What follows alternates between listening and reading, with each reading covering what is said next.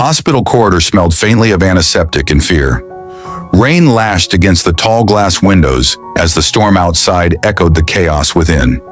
A young woman stood frozen near the reception desk, her hands trembling, eyes wide with guilt and confusion. Her name was Lily Hayes, and she had just confessed something that could change 2 lives forever. Her heart pounded as she watched the doctor walk away, his words still echoing in her head. The transplant was successful. He's going to live. But deep down, she knew it wasn't her place to be there at all. It should have been someone else. Her best friend, Emily.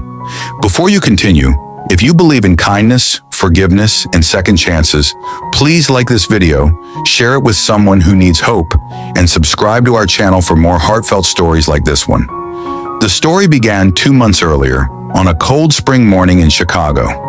Lily, a quiet 26-year-old artist, lived a simple life painting portraits and volunteering at a local community shelter. Her best friend, Emily Parker, was everything she wasn't: vibrant, confident, and brave. The two had been inseparable since childhood, bound by a friendship that had survived heartbreaks, distance, and dreams deferred. Emily worked as a nurse in St. Mary's Hospital, where she cared for patients with a devotion that often left her exhausted but fulfilled. Then came the news that shattered everything. Ethan Miller, a 29-year-old firefighter who had saved dozens of lives in a warehouse explosion, was lying in a hospital bed, waiting for a heart transplant. His condition was critical. Every minute mattered. The city had rallied around him. Strangers donated. The news stations covered his bravery, and Emily couldn't stop talking about him. She said he had once saved a child from drowning, without even thinking twice. "He deserves a miracle," Emily had said one evening as she and Lily painted together. Weeks later, that miracle call came. There was a donor heart, but due to a hospital mix-up and a power outage during a system update, the notification reached Lily's phone instead of Emily's.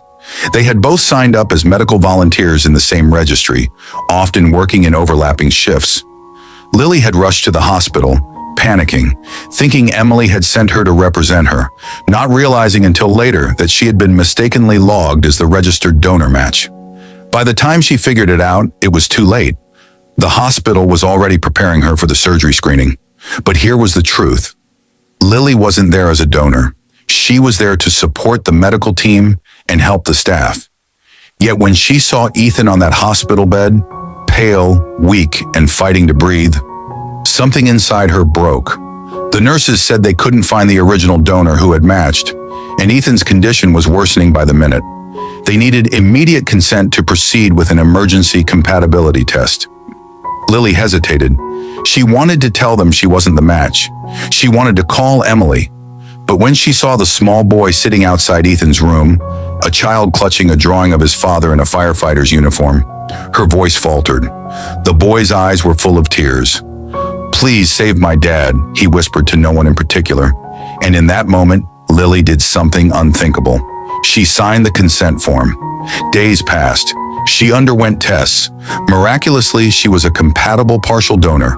Her tissue type matched enough to qualify for a minor but critical experimental transplant procedure to repair Ethan's heart. The doctors couldn't believe it. She didn't understand it either. Fate, coincidence, or divine intervention. She didn't know. But she stayed silent about Emily. When Ethan regained consciousness, he remembered nothing of the surgery, only that someone had saved him. He asked for the donor, but the hospital wouldn't reveal details. Lily tried to disappear quietly.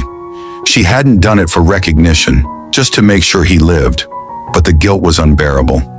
Emily found out days later when she saw Lily's name in the medical volunteer reports.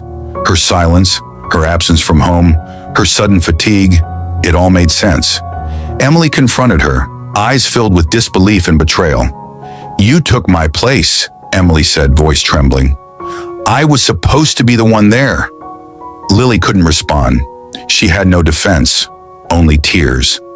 Emily had signed up months ago to help coordinate organ donation drives. She had been one of the first volunteers on the list for that day. The hospital had mixed their files, and Lily had gone in her stead. It wasn't just a matter of mistake. It was an identity mix-up, a clerical error that changed the course of lives. For days, they didn't speak. Lily stayed home, her arm bandaged, her energy drained. She didn't regret saving Ethan, but she couldn't forgive herself for deceiving her best friend. Emily avoided her, burying herself in hospital shifts. But fate had one more turn waiting.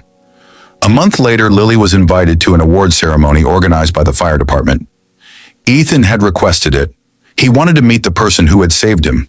She almost didn't go, fearing Emily's presence, fearing the truth would destroy everything. But her heart told her to face it. The auditorium was packed. The smell of flowers, the sound of applause, the soft hum of music. It all felt too bright, too loud. Ethan stood on stage, tall, strong, the very image of life restored. He spoke about gratitude, about the fragility of moments, about how sometimes miracles wear human faces. And then he looked directly at her, eyes warm, and smiled. After the event, she tried to slip away unnoticed, but Ethan followed her out into the rain. He thanked her, saying words she couldn't bear to hear. That's when she broke down. "I'm sorry," she whispered, tears streaming down her cheeks. "I took my friend's place. It wasn't supposed to be me." The silence that followed felt eternal. Rain poured, thunder rolled, and for a second, she wished he'd be angry, call her selfish, deceitful, anything. But he didn't. He just looked at her, eyes soft, lips curving into a small, knowing smile. "Then thank you," he said quietly, "because whoever was supposed to be there, maybe it was always meant to be you." That moment shattered every wall she had built inside. The guilt, the fear, the shame, all washed away in the rain. It wasn't forgiveness she saw in his eyes. It was understanding. He had faced death and knew that sometimes the universe chooses its own saviors. Over the following weeks, Ethan and Lily crossed paths often. At first it was small, coffee meetings, follow-ups at the hospital, random conversations in the park. He asked about her art, and she told him how painting helped her heal. He told her about his son, Noah, and how he'd almost given up hope before she came along. Slowly, quietly, they began to fill the empty spaces in each other's lives. Emily, too, came around eventually. One evening, she visited Lily, holding a bouquet of white daisies.